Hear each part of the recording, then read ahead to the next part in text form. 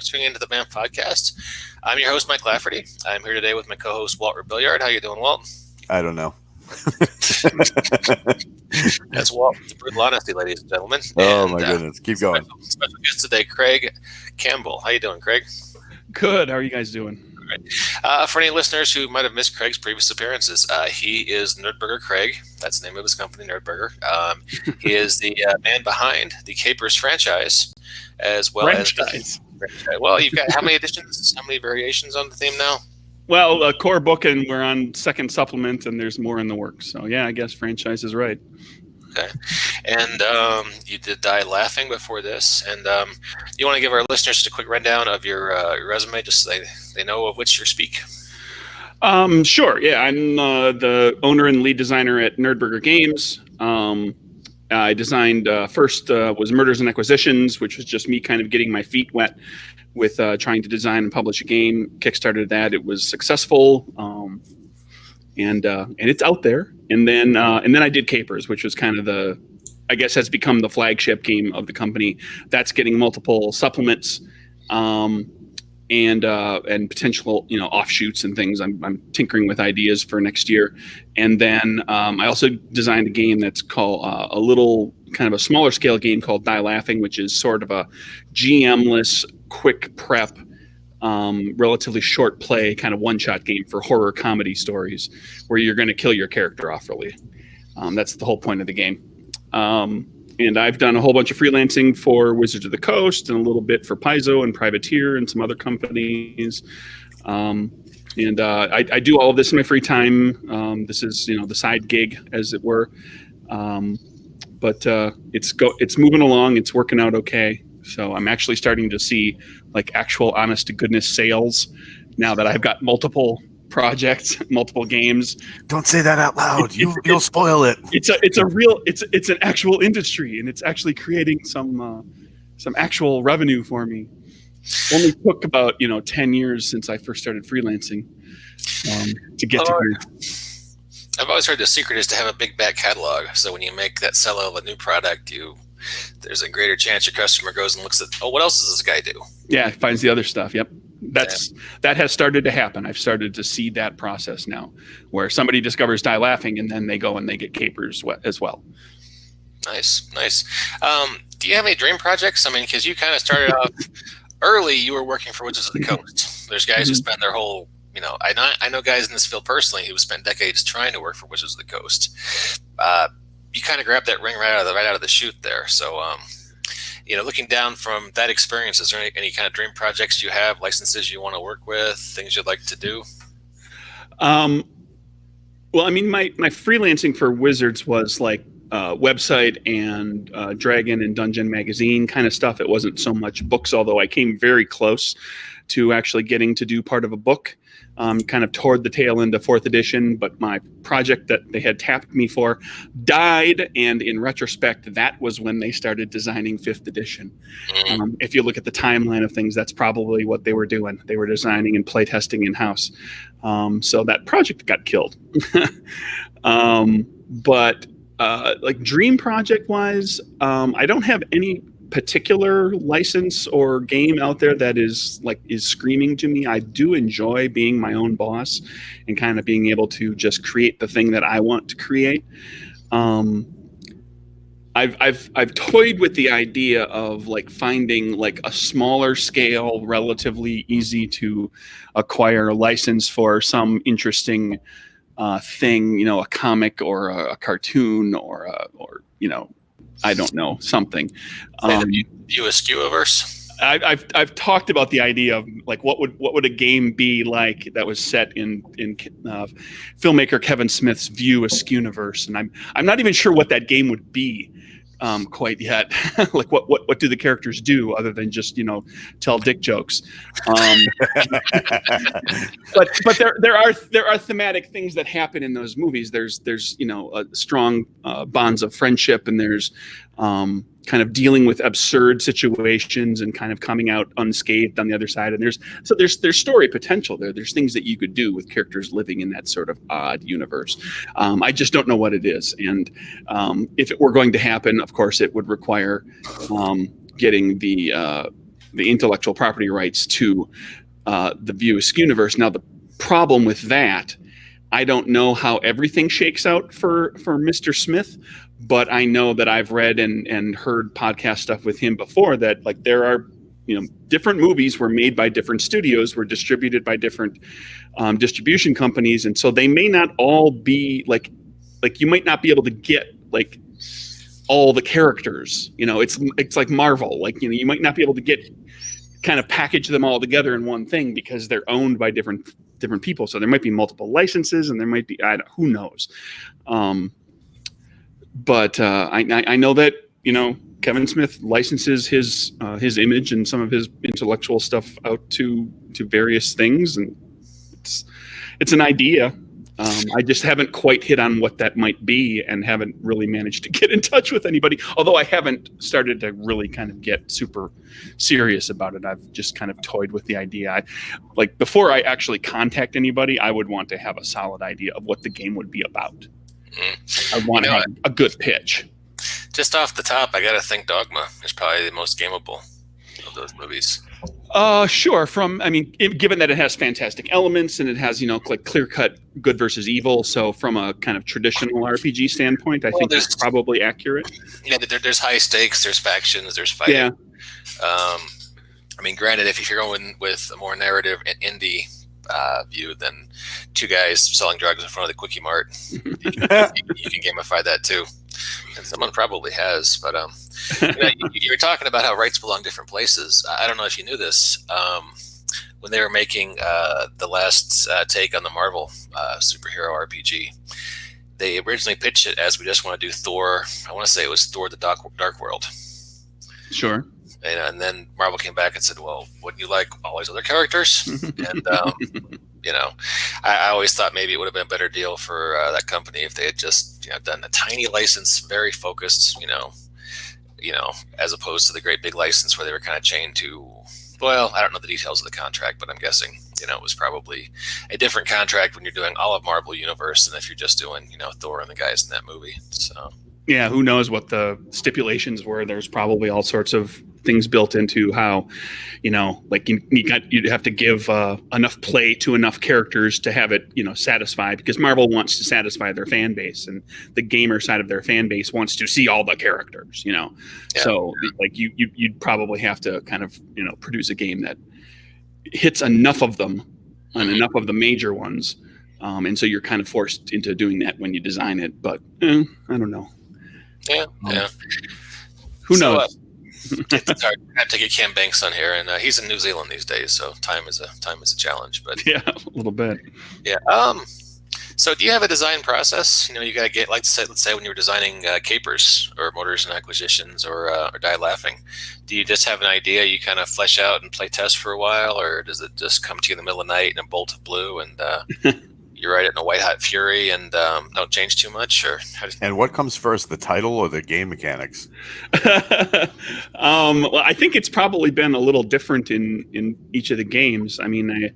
Murders and Acquisitions, the idea came from something that a friend and coworker suggested, like literally at work, and what he described kind of felt like a board game, felt like almost like a reskinning of Munchkin, where you're kind of working with each other but also working against each other, to rise up the corporate ladder rather than to get through the levels of the dungeon, right? You could have kind of reskinned that game or something like it. So I, myself being an RPG designer guy, I said, well, like maybe I can turn this into an RPG, and I got his blessing. Like, can I take your idea and run?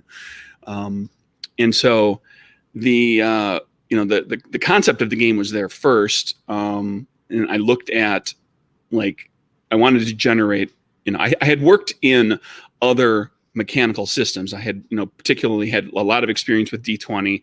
I knew my way around a number of the other licensed systems. Like I knew, Deadlands and Savage Worlds and some other ones. And I thought, well, this is an opportunity for me to just try to create my own relatively simple system. So I toyed with a few different ideas and just kind of settled on one as like just an experiment. Let's see if I can make this mechanical system work. I think the name of the game came relatively early, just because I stole it kind of sort of from American Psycho, where Patrick Bateman is on a date and he's the girl he's out with asks him what he does for a living, and he says, I'm in murders and executions. And that's what he's hearing in his head. What he's actually saying is, I'm in mergers and acquisitions. But he's, because he's American Psycho and he's like quite unbalanced, he's hearing these other words. And so I just took, murders and acquisitions. And there's actually an adventure for that game called Mergers and Executions. So I finished off that. Yeah. And then, just kind of built the game concept and figured out what it was as I developed the mechanical system. And it's a very straightforward, just kind of a 2 dice, add them together compared to a target number. There's a little more complexity than that. But it's pretty straightforward. Capers came out of a challenge. And actually, I found that a lot of the games that I designed, I think a great many of them, maybe all of them, have come out of like a challenge to myself. Like with Capers, I hit on the idea of like supers in some historical setting. And so I bounced around with different, eras and finally settled on the 20s and Prohibition era because I was watching Boardwalk Empire at the time. And I love the kind of the romanticized version of the 20s. And that was a great show. Yeah, and there's a lot of movies that are set during that time too, and it's an evocative era. It's a very interesting era. It's a unique era in the United States history. And then so I kind of working with the idea of super as well. How do I do these mechanics? And so I toyed with the idea of just taking the murders and acquisitions mechanics and maybe kind of developing those further and tweaking a little bit. But then I'm also a big fan. Probably my favorite game of all time is the original Deadlands. And that game uses playing cards for a number of different things in the mechanics. There's still dice to roll, but you do use playing cards a few different ways. And I thought, well, what about, a system that's built entirely using playing cards? And, kind of took it as a personal challenge to just look at different ways that you can use playing cards, where you've got a hand of cards and you're playing out of them, or you're flipping one at a time, or you're flipping multiple cards and choosing, or, a lot of different things that you can do. And so I took it kind of as a challenge to myself to come up with something that was interesting and evocative and that would make, kind of engage people at the table. So that's where that mechanic came from. And when you're designing stuff, what do the play tests look like? So like, do you sit down and say, we're going to do mergers and acquisitions? I mean, murders. And you know what I mean? Are they crazy? Are they just brainstorming sessions? How do your tests look like? Usually the early tests are like proof of concept tests. It's like I write enough of the game that I can describe it to people. And it's really like, it's usually just like bullet points. Like it might be like 5 points, 5 pages of bullet points. Here's the basic rundown. I generated characters just in Word document, really, boring looking character sheet, nothing special about the layout. And then put together a few, just like a few encounters or a scenario or whatever.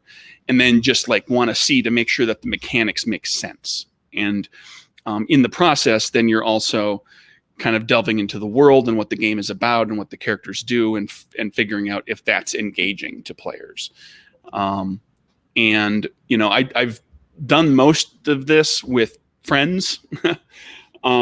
And that there's something to be said for having friends play test, because they will generally be probably pretty positive and encouraging. But I've always kind of, told them too, is like, if something is a problem, please tell me. Like if this is, if this is not an engaging kind of world to play a character in, if you don't understand what the character is about or what they're doing or why they would do these things, then I need to know that, because I need to get that into the game, make sure that that's accounted for. So the early play tests tend to be just kind of like, well, we'll just throw something down on the table and try it out. And then things get more and more developed. And I tend to, when I get to the play testing, it's like I get enough of the game written that I can give material to people to play test, where they have some choices to make for their character. And there's enough of the mechanics written that they can test those. But then as they're like, once the material goes out for the play testing, like when it's out and I'm not involved anymore, I might be play testing myself as well, but I have other people doing it as well. And like, that's when I'm like, now I'm filling out the game. I'm designing more spells, more powers, more monsters, more whatever. I'm fleshing out subsets of rules that need fleshing out. And then you get the feedback, and you make tweaks to the existing stuff. And then, you can usually turn over a play, at least for me, I've been able to turn over to the next round of playtesting pretty quickly because it's adjusting everything for the feedback. And I've already developed more stuff to test. And so I just have to adjust and tweak that to whatever the feedback was as well. And then you roll into the next round and you just kind of do that until the game feels done enough. Do you find you get better feedback from people or from strangers, or is there really a difference there? In a general, I'd say I get better feedback from people, from strangers, if they are dedicated play testers, if they're people who they really get into that. I've had play testers who I didn't know them, but they were clearly just like, I'm having fun trying out this new thing, and they weren't providing terribly helpful information. And then I've also had playtesters that I didn't really know who really gave me very complete, specific playtest feedback. And then I've had that same thing kind of happen with friends where you can get very complete stuff, but you can also kind of get, you rah rah, where you get your cheering section is being encouraging. It's a tough road because and then with every bit of playtest feedback that you get, you have to decide whether it's actually is it if somebody identifies a problem, is it a problem, or is it like that group prefers something different? You never know what the mix is like at the table if you're not there. Yeah, every table is different. It's I've been reading a lot of these. You do a lot of streaming yourself. I know Capers is on various streams right now people can check out. I've seen a lot of people on Twitch this last week complaining because, streamers sometimes actually make money, which, as we've talked about earlier, is not a common thing always in RPGs. And there's some resentment about how, people who actually create the games, maybe they're not making the same money as the streamers are. The thing is, streaming is actually entertainment, whereas games, it's like selling someone the ingredients for a soup, and they have to cook it up there at their table, and you don't really quite know what the seasonings are and what the vibe is if you're not there. Yeah. So. I've actually given it a little bit of thought, and the analogy I use is that the game that I'm creating, that's the set. Mm-hmm. If you're putting on a show, you're producing a story with a director and a bunch of actors, and the actors are playing characters, and the director is directing a story, and he's writing, and he's the writer director, right? He's writing and directing the story. What I have done is built the set for them, and there's a lot of work that goes into writing and directing and acting, and the set construction and the set decoration is only a part of that. Or you could think of it like when you see in movies, it's like I have the story by credit. Not the screenplay. That's the GM did that. But I had story by. I gave him the, half a page outline of what the game is about or what his story is going to kind of center around, and then he built from there. If as a creator, if you want to try to get in on the streaming thing, there's nothing stopping you, really. There's, you can give it a shot. I stream stuff for Capers myself. I don't really get a lot of people watching it, and that's fine. I'm just running my game with my friends and having a good time. Yeah, we do streams on this podcast, and we have a sister podcast called Babies with Knives. I didn't think up that name. And we get between 20 and 50 views in the first couple weeks, and then over time, more. It depends on the game too. When we did Mutants and Masterminds Third Ed, when it first came out, we got like 1,000 in the first couple days. But we were leveraging their fan base. But yeah. It's a dicey thing. But one thing I've found running this podcast for way too many years, I can't get certain designers to run games on the air at all. And I've had them tell me off the air that they haven't gamed in years, and they're scared to run a game on the air because They're scared of the fans to a certain extent. They don't want to make a mistake on the air and have a fan call them out for it, in a forum somewhere. So I think the fact that you're willing to run your games on the air might I've had a fair number, like I said, writers tell me they just don't game anymore, which I think if you're in the business, you really need to be rolling dice every once in a while. It's like saying you're an author and you don't read anything. Yeah, there's probably a disconnect there. But, well, and to extrapolate that into just kind of a related area too is like the streams that are making money, that are doing really well. Those are people that are putting significant time behind the camera, off screen, into making that thing. They are probably streaming. They probably have a network where they're streaming multiple things. Like if I, as a game designer, wanted to build a stream network that I was intimately involved in, that made money, that really became something, I could put that effort and I could do that. But by doing that, I won't be designing any new games because I'm going to spend 30 hours a week making my stream happen. Well, yeah, I mean, there's the streams. I haven't watched your streams. The ones I do look like this right here. 3 or 4 guys, in their basement offices, talking through the game. The streams we're talking about that make a lot of money, high production values. Mm-hmm. And that's a goal game, in and of itself. So when I say again, it's a whole job in and of itself. Yeah, it's a whole. I mean, it's like the people that make a stream really work and they actually make money off of it and have a huge fan base and everything is because they bust their asses to do it. Yeah. Well, I mean, plus you hire actors and people who are great at improv. Yeah, like I mean, I gathered up people that I kind of knew from my Discord and said, "Hey, you want to play some capers?" And they said, "Okay." But like, if you want to, if you want to really have your stream kick ass, you find people that like have some improvisation experience or acting experience, who are completely uninhibited and willing to inhabit a role and lose themselves in it and create that moment, create those special moments that people who watch these streams really love.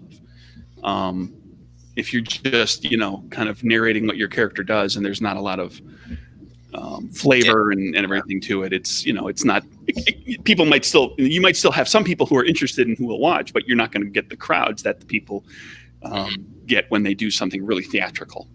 Well, you get the people who are hardcore into tabletop RPGs as opposed to people who are hardcore into watching, streaming is its own kind of visual entertainment. So, yeah. So somewhere between TV and radio. So now, how do you go about getting your beta testers?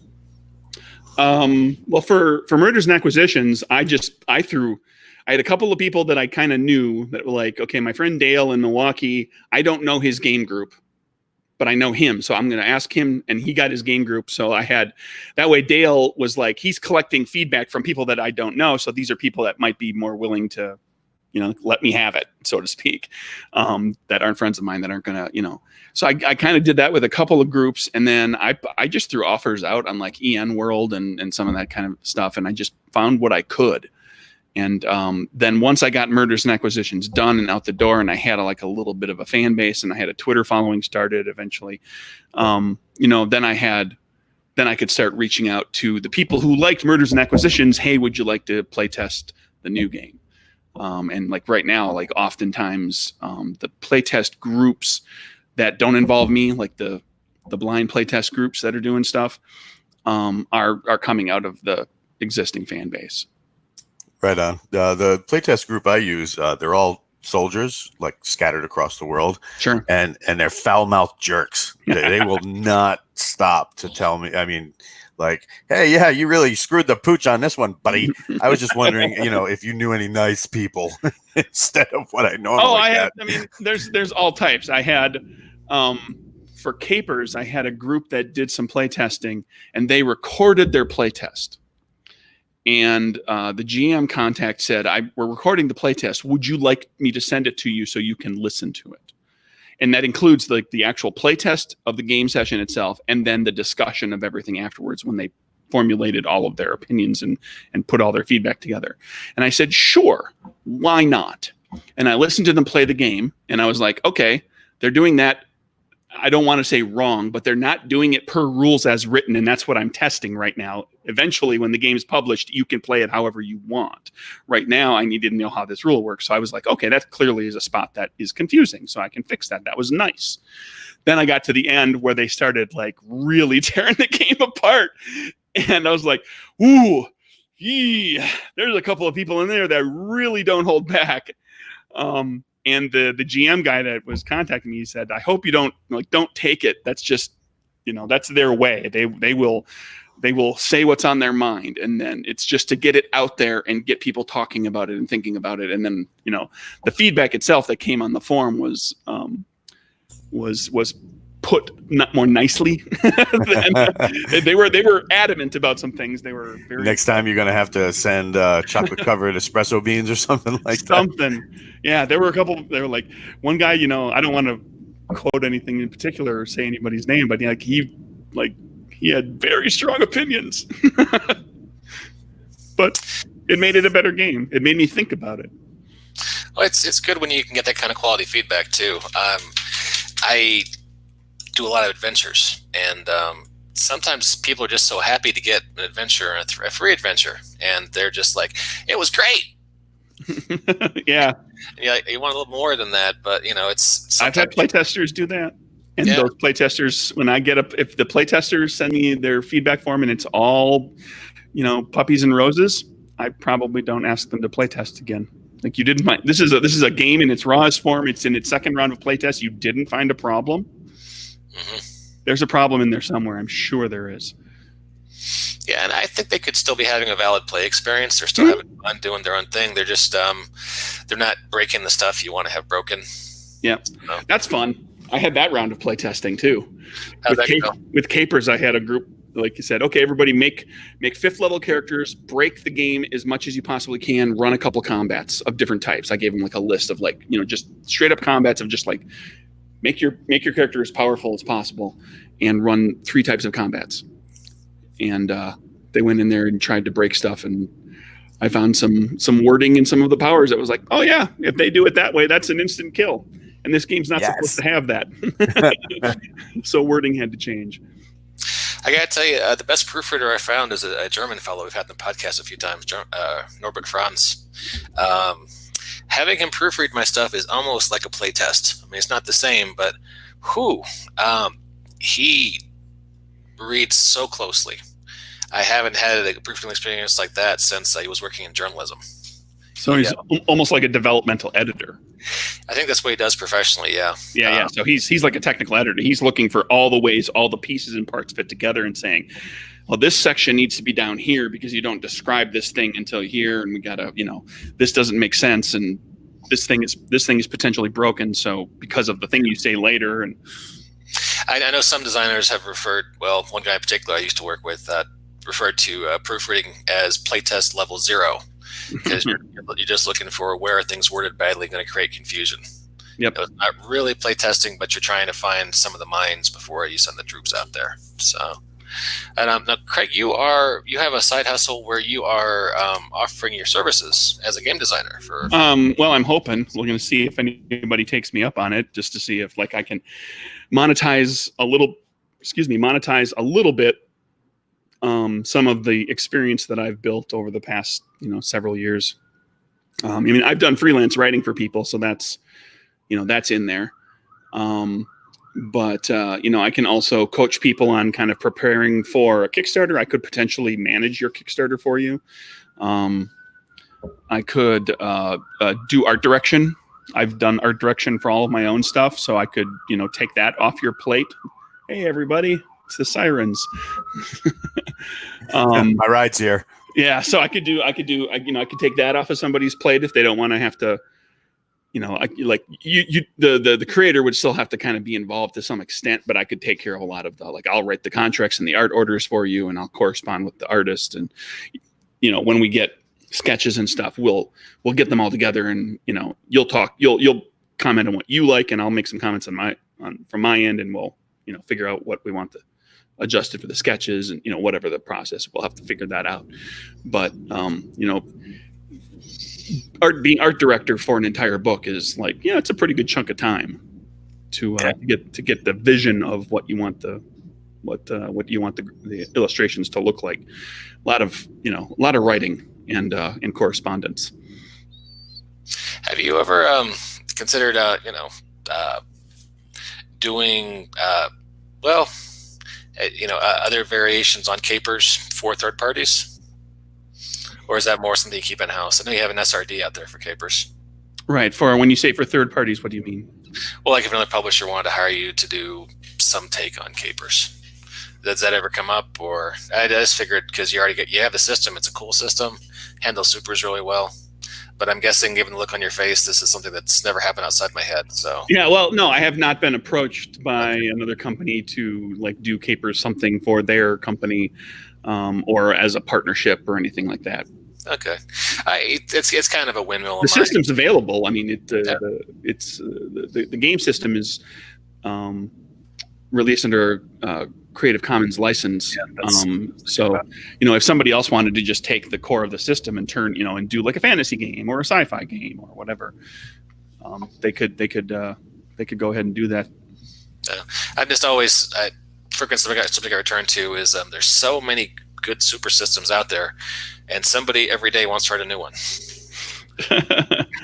Well, every game designer will, not every, but a lot of game designers will tell you that they're making the game that they wish existed, and sometimes that means like, oh, I love the Fate system, so I'll build a game in the Fate system, or with D20 or Savage Worlds or whatever.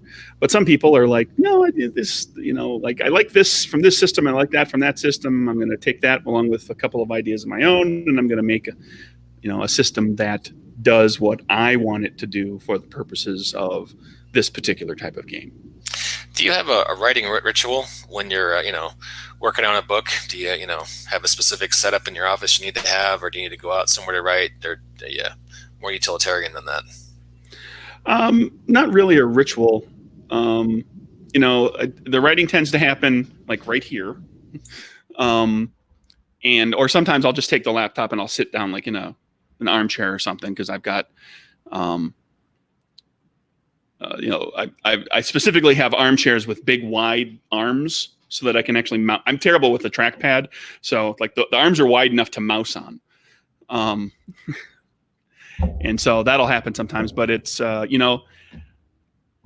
guess the most ritualistic thing about it is I usually do have the television on, and it's usually flipped to something like TBS or some streaming something where it's a show that I've already seen, and I just let it run, episode after episode in the background, so that I have kind of a auditory something going on and a little bit of a visual. Like every so often I'll stop and watch, oh, this is, a great scene from this episode or whatever. I don't tend to get hunkered down for like hours and hours on end. And I also tend to work in like chunks, like relatively small chunks. I know, it's usually never more than an hour or two at a pop, but it's like almost constant. Like, I do like something nearly every day, even if it's just a little bit. And where do you put the sacrificial chickens and all of the voodoo stuff? Is that like off screen that we don't see? Okay. Yeah. Right. Yeah, it's just like, I guess my process is like, just it's like chipping away. It's like slowly chipping away at a piece of granite until you find the game in there, so it's a very, like, I'm not, once in a while on a weekend I'll sit down for like 4 or 5 hours at a pop, but even on the weekends it's usually like a smaller chunk of time. So when somebody hires you or wants to hire you, everybody's got a flavor, and we're really big on comics on this round table or square table. We look at artists and we can say this person has a great skill in this. Like you look at somebody like Humberto Ramos, he's got this awesome sense of style mixed with really fun cartoony action. Whereas you look at somebody like Jay Lee and it's all like super, super, super detailed. When somebody wants to hire you, do they have a certain design intent in mind based on your properties, or can you sit there and flip a switch and go dark and gritty space marine, and then flip another switch and it's like It's like My Little Ponies with machine guns. I don't know that I've ever had anybody say, specifically come to me saying, I want to hire you because I want you to do X, and I know that you're good with X. But I've self. I'm just blanking on the word I want to use. Good job, writer. But I've limited myself on purpose for like somebody has proposed, like, I'm looking for a writer to work on this, and I'm like, I just don't know that system well enough to reasonably turn over something that's crunch heavy in the kind of timeline you're looking for.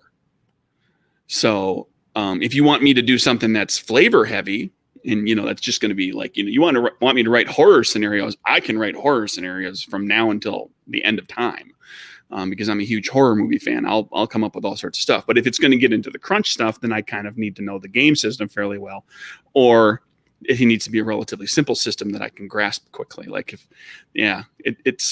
I've weeded some things out occasionally just because I'm not up for, at that particular time, to be able to turn that thing over with something that I just don't know well enough. I mean, it'd be a different story if I freelanced professionally, all the time, and that was my job. I didn't have a day job, because freelancers who are doing stuff all the time, that's kind of their bread and butters. They need to know all sorts of systems and all sorts of things, all sorts of genres, because they're going to that's going to make it easier for them to find work. Whereas, like, I have a day job, and so I can pick and choose, frankly, for that kind of stuff. So mercenary Care Bears in outer space is not going to be a thing that you're going to be entering into anytime soon. What's the system? Is it Fate? Is it Fate? I can write that. Well, they are doing young adult versions of Warhammer books now, so it's. Hey, my progeny is going crazy in the room next door. Yeah, I know, buddy. I'll be right there. Okay. Craig, let's talk about your Kickstarter. Let's go into that, and I will be back in like 10 seconds, okay? Sure. All right. You need a taser? Capers Covert is on Kickstarter right now. It's the second supplement for Capers. What I've done with the supplements is Capers is set in the 1920s, the Prohibition era, like we talked about. And then each supplement provides new material for players and for GMs, but then also kind of wraps that into an alternative setting that takes the timeline forward. So Capers Noir was set in the 40s and turned the game kind of into a crime noir story. And then so Capers Covert takes it another 20 years into the future to the 60s, and turns it into a kind of classic James Bond style super spies and super villains, but with superpowers in this world. So there's all the powers and the rule options and a lot of the GM stuff is perfectly usable in the other Capers games. But then there's a whole a chunk of the book that's just kind of there to build out the super spies kind of espionage genre. So that's the basics of what that is. So the supplements serve two purposes. They provide you with an alternative gameplay experience, alternative setting, but then also they're just like, it's a whole bunch of new cool stuff to use in the base game. Or do you have a Get Smart shoe phone? I do not have a shoe phone. Yeah, I have a cone of silence somewhere. But and there is no shoe phone in the. I opted to not go the goofy Get Smart route with the gadgets that are provided in the game, but there are wristwatch communicators, and there's like a shoe, like the shoe weapon where like the knife blade comes out of the heel or the toe of the shoe. Those are gadgets in the game. What about laser beams? Oh, there is absolutely a laser wristwatch. Oh yeah, there we go. And you could just take those rules and reskin that into a laser glasses or laser cigarette pack or whatever. Just use the rules for how the laser works. Now, with this being in the 60s, were there any rules that had to be tweaked in order to make it work for a different time period, or it was just you just had to change the flavor?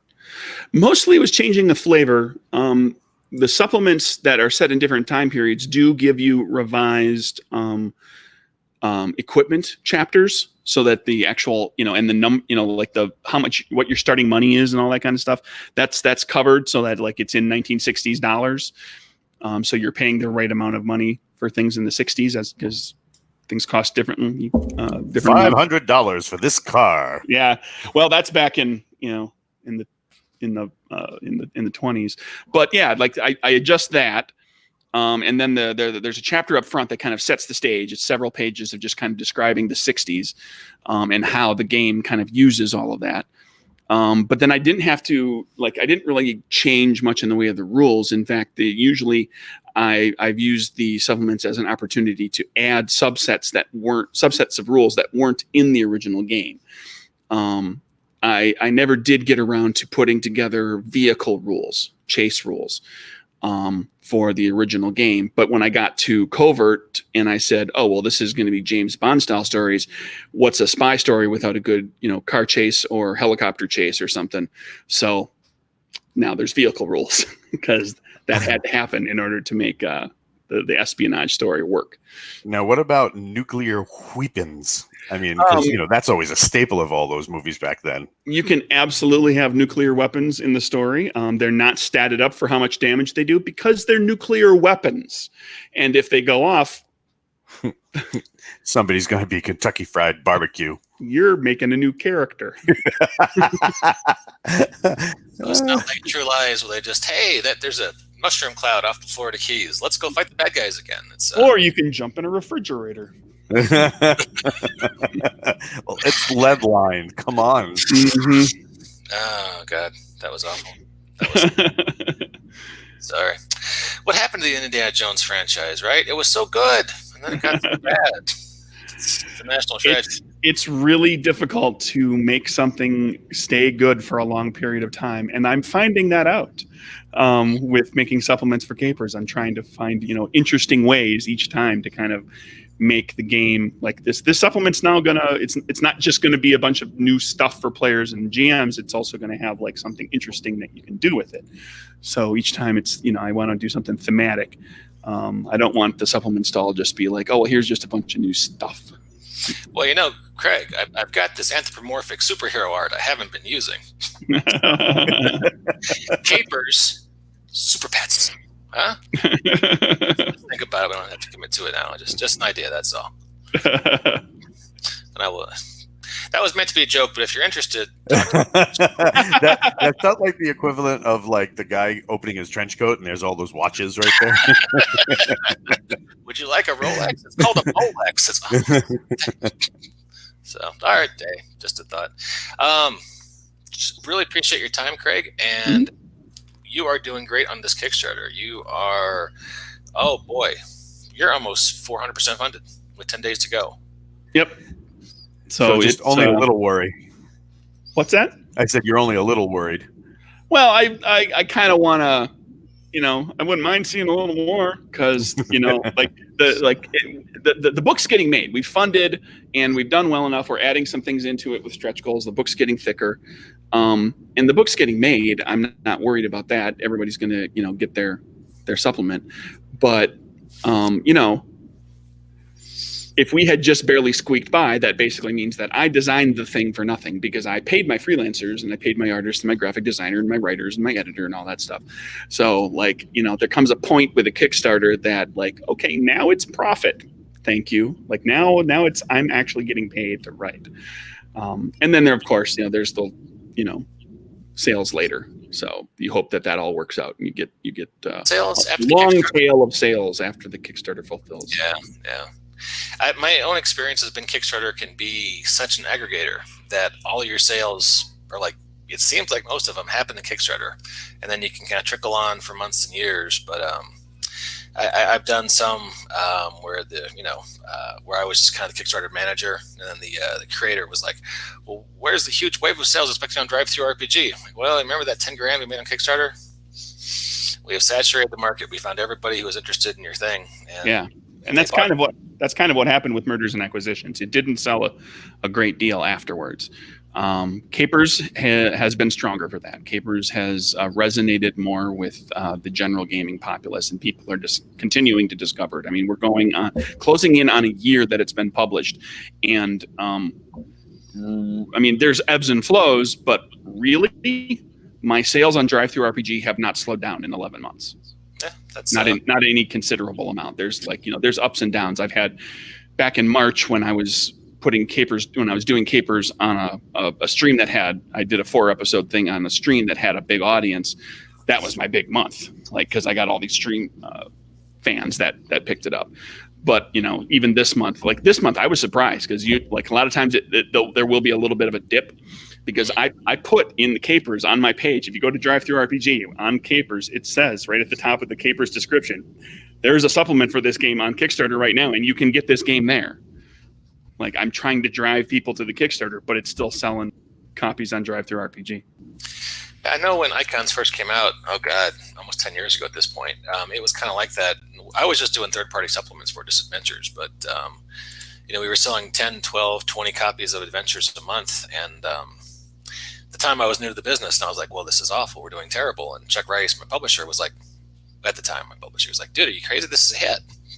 And we just kept cranking out adventures for Icons for 6 months to a year. And we were always in the top 10 because, like you say, I mean, you find your audience, and, Icons for that period of time, it's dropped off since. But there was a shining moment there every year or so where it was hot and people were just playing it a lot and then, wanted more content. So kind of wrote that for a bit. And I guess that's what you're doing now with Capers. Yeah, and it's not huge numbers. I can't retire on it. I can't quit. I can't quit my day job. But I'm seeing the sales that I'm seeing this month are equivalent of the sales I saw in January. Okay, so what's next for Capers? Are we doing Capers Cold War, Capers 80? What do you have in mind? The next planned one, it's actually going to be it's a lot of it's written. There's some writers who've been brought on board to help with some stuff, and playtesting is probably not too far off. It's called Capers Off-World, and it takes the criminals and cops genre to this will be set in the 20s again, and it's basically something that you can layer on. Rather than jumping forward in time, you can layer this on top of the Capers game, where Spaceflight was developed kind of Buck Rogers, Flash Gordon style, retro future kind of classic rocket, like what everybody thought a rocket was going to look like. I always like the retro future. I'm glad to hear about that. That's cool. So so there's alien species and monsters and all sorts of interesting things for criminals and space cops to do out in the galaxy. That's all part of that. That sounds like fun. I look forward to seeing that. I just want to mention it in case listeners haven't checked out one of your books. Your books are really beautiful. Layout is great. The art is great. It's really a treat to flip through the Capers stuff. So if you haven't had a chance to check it out now, I recommend going to DriveThruRPG and doing that. And of course, check out the Kickstarter, Capers Covert, right now for 10 more days. You can still jump on that bandwagon.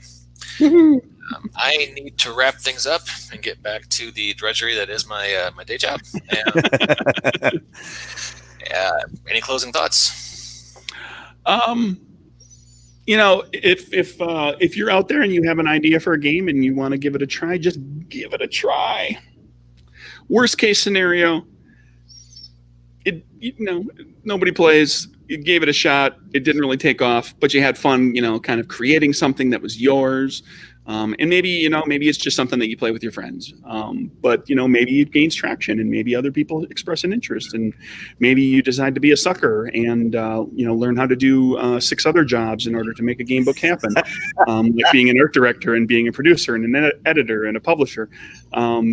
Because I firmly believe that there's no such thing as too many games. If you can think of an idea, there are people out there right now who are waiting for that game. I used to be more skeptical about that sentiment, but going to itch.io, looking around at some of the indie games out there, it seems like there really is an audience for just about anything you might want to find out there. Yep. So, you guys looked at that website? You guys thought about opening up a storefront there at all? I've got a storefront for the PDFs of the 3 core games right now on itch.io. I don't get a lot of play there because my biggest issue is that, from what I can tell, that's a good site for, like, if you get involved in the community and in game jams and kind of share stuff around and get to know people, and you get better play for people looking at your stuff. And there's an upper limit on how much time I have. I get a sale every now and then. Maybe one of these days I'll dive into a game jam and just kind of, spend a month or a month and a half or whatever, really deep diving into the community and seeing if I can jumpstart anything and kind of meet some cool people and see some cool games and design a weird game with a weird theme like they do. But thus far, I haven't had the opportunity to really sit down and do that because I keep making caper supplements. Well, it's hard to walk away once you have an audience, right? I just can't stop. Well, hey, I appreciate your time. Craig, thank you very much. Always a pleasure. And if you want to do that Bad Movies podcast series we were talking about on Twitter, just let me know. Oh, count me in. I'm not sure what your definition of bad movies are, but I've been watching a lot of bad horror movies the last couple of years. Zombievers. Mosquito. Any of the Sharknadoes. Sure. Yeah, maybe let's maybe talk. Let me give it some thought. Okay. Hey, you got a visitor. Hey, Connor, say hi to Craig. Hi, Craig. Hello. And that's Walt, the guy with the samurai swords. Hey. You wanna play? You want me to send you one? Can I watch He wants to watch YouTube. We got to go. Gotcha. Hey, Alrighty. thanks for coming out, guys. Appreciate it. Thanks to our listeners. We will catch you next time on the BAMF Podcast. Cheers. Bye-bye. And we are wrapping